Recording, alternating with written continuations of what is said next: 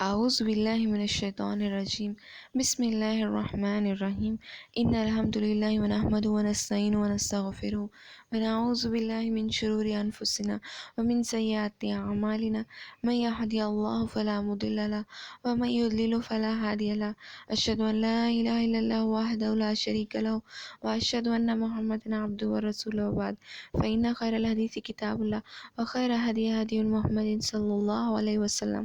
وشر الامور محدثاتها وكل محدثة بدعة وكل بدعة ضلالة وكل ضلالة في النار وقال عز وجل بالقرآن المجيد أعوذ بالله من الشيطان الرجيم رب اشرح لي صدري ويسر لي أمري واحلل عقدة من لساني يفقهوا قولي يا رب العالمين اللهم صل على محمد وعلى آل محمد كما صليت على إبراهيم وعلى آل إبراهيم إنك حميد مجيد اللهم بارک علی محمد وعلی آل محمد کما بارکت علی ابراہیم وعلی آل ابراہیم انک حمید مجید۔ سب کو السلام علیکم ورحمۃ اللہ وبرکاتہ۔ الحمدللہ ہم لوگوں نے پچھلے ایپیسوڈ میں دیکھا تھا محمد صلی اللہ علیہ وسلم جنگ احد کی طرف بڑھ رہے تھے اور کیسے صحابہ میں دو گروہ بڑھ گئے تھے اور کیسے اللہ تعالیٰ کی آیتوں سے صحاباؤں کو مضبوطی ملی اور کیسے اب یہ 700 کا لشکر، کیونکہ 1000 تھے ان میں سے 300 عبداللہ ابن ابی ابن سلول جو منافقوں کا سردار تھا وہ 300 لوگوں کو لے کر واپس جاتا ہے، اور اب 700 لوگ جنگ احد کے طرف بڑھ رہے تھے، اور محمد صلی اللہ علیہ وسلم کیسے احد کے پہاڑ کو پڑھتے ہیں اور کیسے محمد صلی اللہ علیہ وسلم کے چہرے مدینۃ المنورہ کی طرف اور ان کے پیٹھ پہاڑی کی طرف تھے، اور یہ قریش کے لوگوں کے پیٹھ مدینے کی طرف تھے۔ تو محمد صلی اللہ علیہ وسلم یہ پہاڑی کو پڑھتے ہیں اور سمجھتے ہیں کہ یہ پہاڑی کے پیچھے سے ہم لوگوں کو دشمن حملہ کر سکتے ہیں، تو یہ محمد صلی اللہ علیہ وسلم 40 سے لے کے 50 صحاباؤں کے لشکر کو اوپر پہاڑی کے پاس بھیجتے ہیں، تم لوگ جب تک نیچے مت آنا، کچھ بھی ہو جائے نیچے مت آنا، تب تک میں تمہیں بلا نہ لوں، میں تمہیں نیچے آنے کا حکم نہ دوں، کہہ کر محمد صلی اللہ علیہ وسلم کہتے ہیں۔ اور محمد صلی اللہ علیہ وسلم یہ بھی کہتے ہیں کہ تمام صحاباؤں کو کہتے ہیں تمہیں جنگ بدر میں اللہ سبحانہ و تعالیٰ نے اس لیے فتح دی تھی کیونکہ تم نے اللہ اور اس کے رسول کی اطاعت کی تھی، تو اس بار بھی اللہ اور اس کے رسول کی اطاعت کرو، تمہارے تعداد کی بنا پر نہیں، اللہ تعالیٰ نے تمہارے اطاعت کی وجہ سے فتح دی تھی، تو تم اس بار بھی اطاعت کرو، کہہ کر محمد صلی اللہ علیہ وسلم واضح نصیحت کرتے ہیں۔ اس کے بعد ہم لوگ کل 2 صحابہ کے بارے میں جو نوجوان تھے چھوڑ دیے تھے، تو وہ دونوں کے نام کیا تھے؟ رافع ابن خدیج رضی اللہ عنہ، سمورہ ابن جندب رضی اللہ عنہ۔ تو یہ 2 نوجوان بھی جنگ میں آنا چاہتے تھے، کیونکہ یہ جنگ میں آنے سے بہت چھوٹے تھے، تو محمد صلی اللہ علیہ وسلم سب کو نہیں لیتے تھے جنگ میں، جو بھی نوجوان تھے، جو بھی ابھی جنگ میں آنے کے قابل نہیں تھے، وہ لوگوں کو محمد صلی اللہ علیہ وسلم نہیں لیتے تھے۔ تو محمد صلی اللہ علیہ وسلم یہ 2 صحابہ کیونکہ بہت زیادہ نوجوان ہیں، بہت زیادہ عمر سے کم ہے جنگ کی عمر سے، تو محمد صلی اللہ علیہ وسلم یہ دونوں کو واپس بھیجنے لگتے ہیں۔ تو یہ رافع ابن خدیج رضی اللہ عنہ بولتے ہیں کہ محمد صلی اللہ علیہ وسلم کو پتہ چلے کہ میں کتنا اچھا تیر انداز ہوں، میں بہت اچھا تیر انداز ہوں، کہہ کر جب محمد صلی اللہ علیہ وسلم یہ سنتے ہیں تو انہیں محمد صلی اللہ علیہ وسلم کیا کرتے ہیں؟ جنگ میں آنے کی اجازت دیتے ہیں۔ تو سمورہ ابن جندب رضی اللہ عنہ بہت زیادہ روتے ہیں اور کہتے ہیں کاش اگر اللہ کے رسول صلی اللہ علیہ وسلم کو پتہ ہوتا کہ مجھے رافع ابن خدیج سے اگر محمد صلی اللہ علیہ وسلم ہم دونوں کے بیچ میں کمپٹیشن رکھے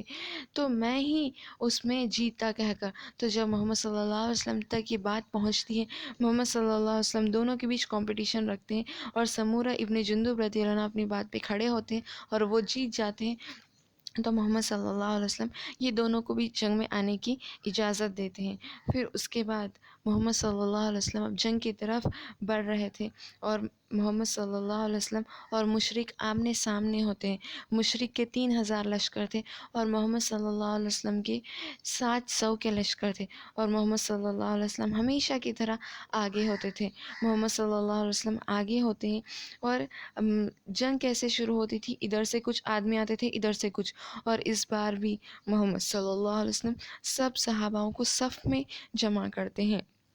ادھر سے 3 آدمی آتے ہیں، ادھر سے 3 آدمی آتے ہیں، ادھر سے کون آتے ہیں؟ طلحہ ابن طلحہ، یہ مشرکوں کی طرف سے آتا ہے۔ تو زبیر ابن عوام رضی اللہ عنہ کچھ ہی دیر میں، ایک مشرک جب آتا ہے تو اس کو قتل کرتے ہیں، اس کو مار دیتے ہیں، اور پھر ادھر سے طلحہ ابن ابی طلحہ آتا ہے تو کچھ ہی دیر میں علی رضی اللہ عنہ آ کے اس کو قتل کر دیتے ہیں۔ پھر عثمان ابن ابی طلحہ آتا ہے تو ادھر سے حمزہ رضی اللہ عنہ آتے ہیں، اس کو قتل کر دیتے ہیں۔ پھر اسی کا بھائی سعد ابن ابی طلحہ آتا ہے اور ادھر سے سعد بن ابی وقاص رضی اللہ عنہ آتے ہیں اور اس کو بھی قتل کر دیتے ہیں۔ یعنی کہ ایک کے بعد ایک مشرک مارے جا رہے ہیں، جیسے جنگ کی شروعات ہوئی اور ایک کے بعد ایک مشرک مارے جا رہے ہیں۔ اور اس بار بھی ایک ہی گھر کے 3 لوگ مارے گئے تھے، طلحہ ابن ابی طلحہ، عثمان ابن ابی طلحہ، سعد ابن ابی طلحہ، یہ پورے 3 ایک ہی گھر کے تھے اور 3 بھی مارے جاتے ہیں۔ اور ادھر سے مشرکوں کی طرف بہت بے چینی ہو رہی تھی، یہ لوگ پورے سردار کے خاندان سے اور ان کے 3 سردار مارے گئے کہہ کر۔ اور یہاں پر محمد صلی اللہ علیہ وسلم اور تمام مومن محمد صلی اللہ علیہ وسلم پہلے ہی نصیحت کرتے ہیں کہ تم لوگ جب تک تیر انداز مت کرنا جب تک تم مشرکوں کو آگے بڑھتا ہوا نہیں دیکھ لو، جب وہ آگے بڑھنے لگ جائے تو ان کے اوپر تیر انداز کر لینا، جب وہ اور بھی قریب ہو جائیں تمہارے تو جب جا کے اپنی تلواروں سے جنگ کرنا ان سے کہہ کر۔ تو اس طرح محمد صلی اللہ علیہ وسلم کی واضح نصیحت پر یہ مسلمان بالکل اسی طرح کرتے ہیں۔ اور یہاں پر باقی کے 40 سے لے کے 50 کا لشکر اوپر رہتے ہیں، عبداللہ ابن جبیر رضی اللہ عنہ ان کے سردار رہتے ہیں۔ پھر یہاں پر ہم لوگ وحشی کے بارے میں دیکھے تھے، تو یہ ان کو کیا کہا گیا تھا؟ تمہارا ٹارگٹ کون ہے؟ صرف حمزہ، اگر تم حمزہ کو قتل کرو گے تو تمہیں ہم آزاد کر دیں گے، تمہاری آزادی حمزہ رضی اللہ عنہ کا قتل ہے کہہ کر ان کو کہا جاتا ہے۔ تو وحشی رضی اللہ عنہ کہتے ہیں، وحشی رضی اللہ خود یہ حدیث روایت کرتے ہیں کہ میں جنگ کے احد کے میدان میں گیا تھا اور میں سوائے حمزہ کے کوئی کسی کو نقصان اور تکلیف نہیں پہنچانا چاہ رہا تھا، کیونکہ میری آزادی حمزہ کے قتل سے ہے، تو مجھے حمزہ کے سوا کسی کو میں جنگ کے میدان میں نہیں دیکھ رہا تھا۔ تو یہ وحشی کہتے ہیں کہ میں حمزہ رضی اللہ عنہ کے قریب گیا، حمزہ رضی اللہ عنہ بہت زیادہ تیزی سے، بہت زیادہ خوبی سے اس جنگ میں حصہ لے رہے تھے، بہت مشرکوں کو مار رہے تھے، اور میں نے جب دیکھا کہ حمزہ اکیلا کھڑا ہوا ہے تو میں نے اس کے اوپر گولا ڈالا جو کہ حمزہ کی ناف کے نیچے جا کے لگا اور اس کے ناف کو چیر دیا تھا۔ پھر اس کے بعد میں نے اس سے جنگ کی، میں نے اس سے مارا اور وہ بہت زیادہ تڑپ رہا تھا اور اس تڑپ کی وجہ سے وہ شہید ہو گیا۔ اور اس دن کے بعد میں آزاد تو ہو گیا تھا میری مالک کے غلامی سے، لیکن اس دن کے بعد مجھے یہ حمزہ کے قتل کی غلامی بہت زیادہ کھائے جا رہی تھی کہہ کر وحشی رضی اللہ عنہ خود یہ حدیث روایت کرتے۔ اور جب تک میں سکون میں نہیں تھا، جب تک میں اسلام قبول کر لیا تھا، اس کے بعد مسلمہ الکذاب نامی ایک شخص نبوت کا دعویٰ کرتا ہے، اور میں نے اللہ سبحانہ و تعالیٰ سے دعا کی تھی کہ اے اللہ تعالیٰ مجھے اس مسلمہ الکذاب کو قتل کرنے کی توفیق عطا فرما، تو میں نے اس کو قتل کیا۔ تو جب جا کے مجھے حمزہ رضی اللہ عنہ کے قتل کی آسانی پیدا ہوئی کہہ کر خود وحشی رضی اللہ عنہ جو آگے چل کے اسلام قبول کرتے ہیں، انہوں نے حمزہ رضی اللہ عنہ کی قتل کی حدیث خود روایت کی ہے۔ تو اس کے بعد حمزہ رضی اللہ عنہ جو محمد صلی اللہ علیہ وسلم کے سب سے زیادہ چہیتے تھے، محمد صلی اللہ علیہ وسلم کے چاچا بھی تھے اور رضائی بھائی بھی تھے، یہ شہید ہو جاتے ہیں اس جنگ میں۔ جو اسد اللہ و رسول ہی تھے، جو اللہ اور اس کے رسول کے شیر تھے، وہ اس جنگ میں شہید ہوتے ہیں، اور ان کو سید الشہداء بھی کہتے ہیں، کیونکہ حمزہ رضی اللہ عنہ کو بہت بری طریقے سے شہید کیا گیا تھا۔ جب حمزہ رضی اللہ عنہ کو شہید کیا گیا، ہند بنت عتبہ جس کے گھر والے تھے ولید بن عتبہ،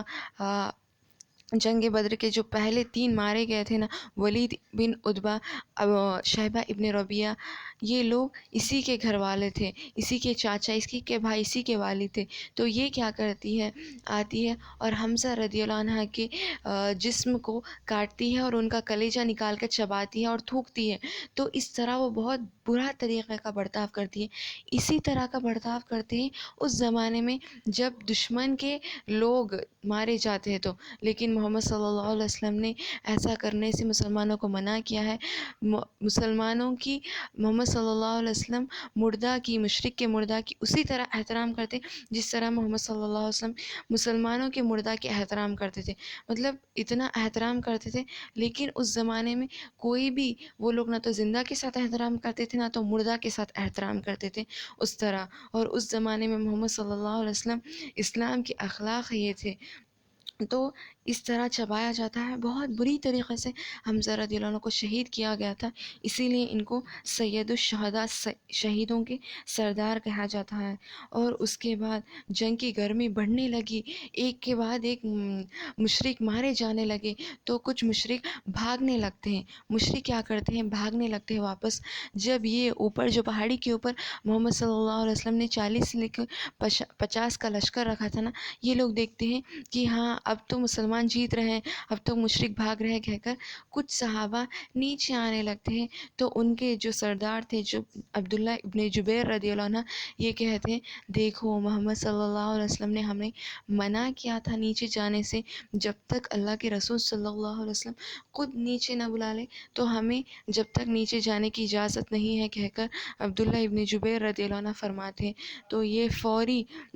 جب یہ کہتے ہیں تو باقی کے کچھ صحابہ کہتے ہیں نہیں نہیں اب تو مسلمان جیت رہے ہیں. تو یہ لوگوں کے دل میں مال غنیمت کی محبت آ گئی تھی. تو صحابہ، جیسے کچھ صحابہ جیتنے لگتے ہیں یعنی کہ مشرک بھاگنے لگتے ہیں، تو جو بھی نیچے میدان میں صحابہ تھے یہ لوگ مال غنیمت ایک طرف جمع کرنے لگتے. تو اوپر کے پہاڑی پہ جو صحابہ تھے یہ لوگ مال غنیمت کو دیکھتے ہیں اور ان کے دل میں مال غنیمت کی محبت آ گئی تھی. تو یہ لوگ عبداللہ ابن جبیر رضی اللہ عنہ کو جواب دیتے دیکھو ہم لوگ جیتنے لگے ہیں، مسلمان جیتنے لگے، مشرک بھاگنے لگے ہیں، کوئی بات نہیں ہم لوگ ہی جیت رہے ہیں کہہ کر یہ لوگ نیچے آتے ہیں صحابہ اور مال غنیمت جمع کرنے لگتے ہیں. تو جب خالد بن ولید، جب مشرک یہ پورے بھاگنے لگتے ہیں، خالد بن ولید ابھی بھی مشرکوں کے طرف ہی تھے. تو یہ کیا کرتے ہیں، ہاں اب یہ کیا کرتے، جو واپس جا رہے تھے، یہ جیسے یہ اوپر سے جو پہاڑی کے اوپر کے صحابوں کو نیچے آتے ہوئے دیکھنے لگتے تو یہ پھر سے واپس جنگ کی طرف ہوتے. اور خالد بن ولید یہ کچھ صحاباؤں کے ساتھ آتے ہیں پیچھے سے، عبداللہ ابن جبیر اور رضی اللہ عنہ اور ان کے لشکر کے اوپر حملہ کرتے ہیں پہاڑی کے اوپر آ کر. اور جو بھی صحابہ اس پہاڑی کے اوپر بچے ہوئے تھے سب لوگوں کو شہید کرتے ہیں خالد بن ولید. تو اس طرح جنگ پھر سے مسلمان ہارنے لگتے ہیں. اور ہم لوگ انشاءاللہ کیسے مسلمان کیسے نافرمانی کر رہے تھے یہ لوگ. حالانکہ محمد صلی اللہ علیہ وسلم نے کہا تھا کہ تمہیں جنگ بدر میں فتح اس لیے ملی، تمہاری تعداد کی وجہ سے نہیں، تمہیں جنگ بدر میں فتح اس لیے ملی کیونکہ تم نے جنگ بدر میں اللہ اور اس کے رسول کی اطاعت کی تھی کہہ کر محمد صلی اللہ علیہ وسلم کہتے ہیں. پھر بھی یہ لوگ صحاباؤں کے دلوں میں، کیونکہ صحابہ بھی، ہمیں اس سے یہ بھی پتہ چلتا ہے صحابہ بھی انسان ہی تھے، یہ کوئی کچھ اور چیز سے نہیں بنے تھے، یہ بھی ہماری طرح مسلمان تھے، ان کے بھی فطرت میں مال کی محبت تھی. لیکن صحابہ کے دل میں مال کی محبت ہونے کے باوجود یہ خرچ کرتے تھے. تو یہ لوگ نیچے آتے ہیں، مال کی محبت ان کے دل میں آتی ہے. تو ادھر سے پیچھے سے خالد بن ولید آتے ہیں اپنے لشکر کو لے کر، اور یہ جو بھی پہاڑی پر جتنے بھی صحابہ بچے تھے تمام کے تمام ان کو شہید کر دیتے ہیں. اور جب واپس خالد بن ولید رضی اللہ عنہ آتے تو کچھ مشرک دیکھتے ہیں یہ جنگ میں ہمارے لوگ بھی جیتنے لگے کہہ کر پھر واپس مشرک آنے لگتے ہیں، ابو سفیان اور کچھ مشرک واپس بھاگنے لگتے ہیں. اور اب سب لوگ، محمد صلی اللہ علیہ وسلم، پورا جنگ کا میدان بکھر چکا ہے، مسلمان پورے بکھر چکے ہیں. اب مسلمانوں کو سب لوگ ایک کے بعد ایک شہید کرتے ہوئے جا رہے ہیں، بہت زیادہ مسلمان شہید ہوتے ہیں. تو اس کے بعد جب مسلمان ایک کے بعد ایک شہید ہونے لگتے، اب جنگ کا میدان جب بکھرنے لگا تو ایک مشرک ان میں سے کہتا ہے محمد صلی اللہ علیہ وسلم مر چکا ہے کہہ کر، کیونکہ مسلمانوں کے بیچ ایک کھلبلی پیدا کرنے کے لیے، مسلمانوں کے اندر ایک بے چینی پیدا کرنے کے لیے ایک مشرک پکار اٹھاتا ہے کہ دیکھو محمد صلی اللہ علیہ وسلم کا انتقال ہو گیا کہہ کر۔ تو جب یہ مسلمان سنتے ہیں تو سب لوگ بے چین ہو جاتے ہیں اور کسی کو بھی کچھ بھی نہیں سدھرتا ہے، اور سب لوگ کیا کرتے ہیں، کچھ صحابہ تو جنگ کے میدان میں خود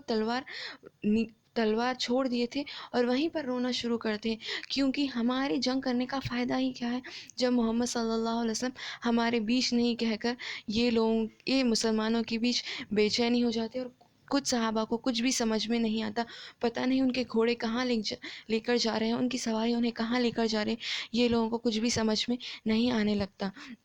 تو اتنے میں ہی محمد صلی اللہ علیہ وسلم ان لوگوں کو بلانے لگتے ہیں میں یہاں پر ہوں کہہ کر۔ تو محمد صلی اللہ علیہ وسلم کی طرف کچھ مشرک محمد صلی اللہ علیہ وسلم کو دیکھتے ہیں، محمد صلی اللہ علیہ وسلم جب اکیلے ہوتے ہیں تو یہ مشرک کیا کرتے ہیں، یہ لوگ پکار اٹھائے تھے تاکہ یہ لوگ صحابہ کو محمد صلی اللہ علیہ وسلم سے الگ کر دے، یہ لوگ صحاباؤں کے دلوں میں بے چینی لا دے، یہ لوگ صحاباؤں کے دلوں کو، ان کے جو بھی یہ طاقت کو کمزور کر دے، اسی لیے یہ لوگ پکار اٹھائے تھے۔ جب یہ لوگ دیکھتے ہیں کہ محمد صلی اللہ علیہ وسلم اکیلے ہیں تو یہ لوگ محمد صلی اللہ علیہ وسلم کو مارنے لگتے ہیں، یعنی کہ محمد صلی اللہ علیہ وسلم کو قتل کے ارادے سے آگے بڑھنے لگتے ہیں۔ تو محمد صلی اللہ علیہ وسلم کے قتل کے ارادے سے جب آگے بڑھنے لگتے ہیں تو کیا ہوا تھا آگے، انشاءاللہ ہم لوگ اگلے ایپیسوڈ میں دیکھیں گے۔ اللہ سبحانہ وتعالیٰ جب تک ہمیں زندہ رکھے، اسلام اور ایمان پہ زندہ رکھے، حسن الختام کرے، ہمیں بھی اللہ اور اس کے رسول کی اطاعت کرنے کی توفیق عطا فرمائے، باوجود مال کی محبت کے ہمیں اللہ اور اس کے رسول کے راہ میں خرچ کرنے کی توفیق عطا فرمائے۔ سبحان ربک رب العزت عما یصفون والسلام علی المرسلین والحمد للہ رب العالمین۔ السلام علیکم ورحمۃ اللہ وبرکاتہ۔ جزاکم اللہ خیرا کثیرا۔